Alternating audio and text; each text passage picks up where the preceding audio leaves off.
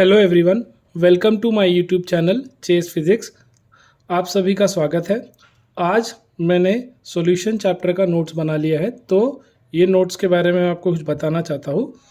इस चैप्टर का जो वेटेज है 4 to 6 मार्क्स का होता है, ठीक है। अब इस चैप्टर का नोट्स बनाते टाइम मैंने ये ध्यान में रखा है कि प्रीवियस ईयर्स में कौन से क्वेश्चन आए हैं, कौन सा न्यूमेरिकल आया है। तो वो प्रीवियस ईयर्स के सारे क्वेश्चन भी मैंने सॉल्व किए हैं और न्यूमेरिकल्स भी सॉल्व किए हैं। साथ ही साथ जो इस साल आ सकता है और जो अब रिड्यूस सिलेबस हटा दिया गया है, तो पूरा सिलेबस फुल चैप्टर के कंटेंट भी मैंने इसमें वो भी रखे हुए हैं, ठीक है। तो ये solution, definition of solute, solvent, saturated solution, super saturated solution और सोल्युबिलिटी, ये सारे डेफिनेशंस हैं।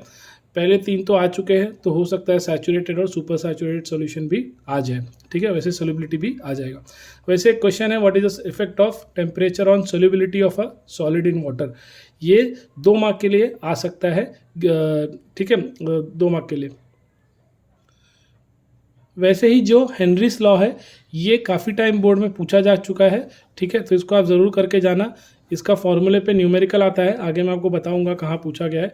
वैसे ही how does solubility of a gas in water rises with temperature, तो ये भी अक्टूबर के पेपर में आया हुआ है। अक्टूबर रिपीटर्स के लिए रहता है और इम्प्रूवमेंट के लिए रहता है, तो उसमें आया गया है, ठीक है।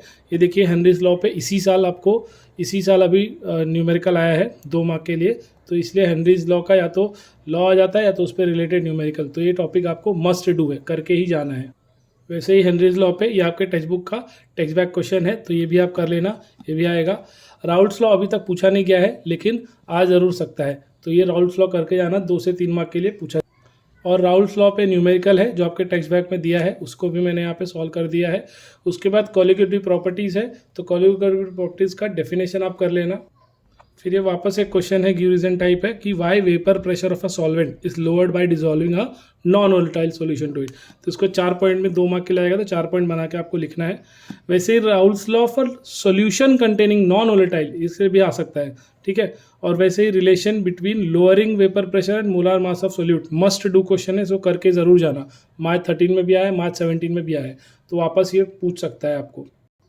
और फिर उसी से रिलेटेड न्यूमेरिकल भी है, तो ये फॉर्मूला है और इसी फॉर्मूले से रिलेटेड आपको न्यूमेरिकल भी है, जो कि आपको पूछा जा सकता है। आपके टेक्स्ट बैक का है और फिर ये टेक्स्ट बैक का है, और ये बोर्ड में उसी न्यूमेरिकल उसी फॉर्मूले से रिलेटेड है। सेम ही है, बस खाली वैल्यू चेंज था और ये 2016 में पूछा गया था। तो ऐसे ही न्यूमेरिकल आपको याद रखने बोर्ड में सेम टू सेम नहीं आएंगे, बट वैल्यू चेंज करके न्यूमेरिकल आ सकते हैं। फिर जितना इंपॉर्टेंट स्टूडेंट्स हेनरीज लॉ है, उतना ही इंपॉर्टेंट फ्रीजिंग पॉइंट या साइरोस्कोपिक कांस्टेंट या गायरोस्कोपिक कांस्टेंट और बॉइलिंग पॉइंट है, ठीक है। ये सब देखिए आप बोर्ड में पूछा जाता है, ओकेजनली बार बार पूछा जाता है।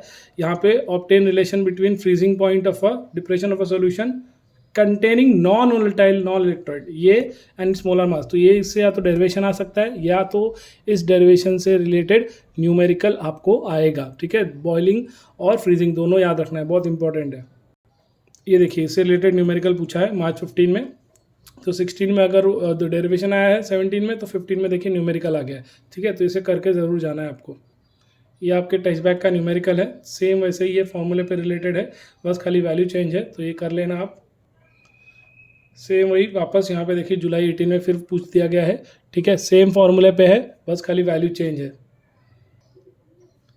फिर ये डिफाइन सेमी परमिएबल मेम्ब्रेन और ऑस्मोसिस। ऑस्मोसिस तो इसी साल 2022 में भी आया है, जुलाई 16 में आ चुका है, और मार्च 18 में सेमी परमिएबल मेम्ब्रेन आया है, तो इसका वापस आने का चांसेस है, तो इसको कर लेना आप। फिर यहाँ देखिए osmotic pressure, isotonic solution, hypotonic, ये मार्च 19 में पूछा गया है और ये 10 और 17 में पूछा गया है। वैसे ही हाइपोटोनिक भी 2019 में ही पूछा गया था। Molar mass of solute is determined by osmotic pressure measurement, तो इसको 2022 में अभी पूछा गया है, इसी साल, ठीक है। तो इसको वापस कर लेना, हो सकता है वापस बोर्ड एग्जाम में आ जाए। फिर ये रिवर्स ऑस्मोसिस का भी डेफिनेशन आ सकता है, क्योंकि ऑस्मोसिस आ गया, ऑस्मोटिक प्रेशर आ गया, तो रिवर्स ऑस्मोसिस भी आ सकता है, तो इसको भी आप कर लेना। उसी तरह न्यूमेरिकल आया गया है, आप देख सकते हो मोलार मास ऑफ सोल्यूट के फॉर्मूले पे यहाँ पे न्यूमेरिकल आया है, तो 2022 में आ चुका है, अभी आया था, उसका डेरिवेशन आया था, और ये देखो 17 में न्यूमेरिकल आया है। तो ये टॉपिक काफ़ी इंपॉर्टेंट है, ये आपके टेक्स्ट बैक का क्वेश्चन है, तो बस वैल्यू चेंज करके 2017 में पूछा है, नहीं तो सेम ही क्वेश्चन है और फॉर्मूला सेम ही है, बस खाली वैल्यू चेंज है। फिर यहाँ पे आगे चलते हैं तो went of factor, what is went of factor, ये 2014 में आया है और इसका चांसेस अभी इस बार ज़्यादा है। ठीक है, वेंट ऑफ फैक्टर या तो आ जाएगा या तो इस पर एक डेरिवेशन है, मैं आपको बता देता हूँ, वो आपको करना है।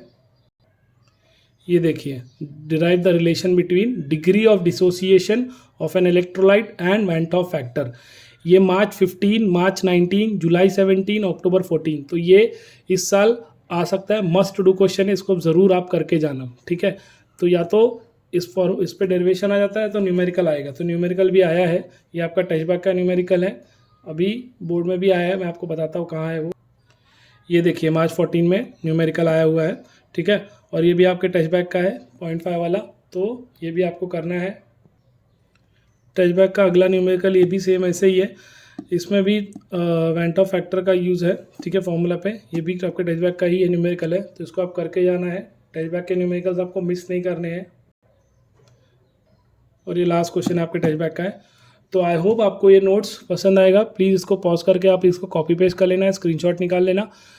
अगर ये नोट आपको पसंद आ जाए तो प्लीज़ कमेंट करके बता दीजिएगा और लाइक कीजिए, क्योंकि लाइक का रिस्पांस व्यूज़ भी नहीं आ रहे, तो प्लीज़ व्यूज़ और लाइक करते जाइए, औरों को भी बताइए चैनल के बारे में।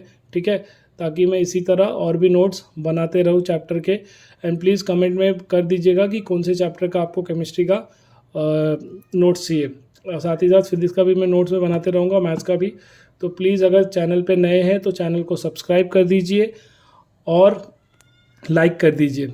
It will motivate me to do this kind of good work. Thank you. Bye.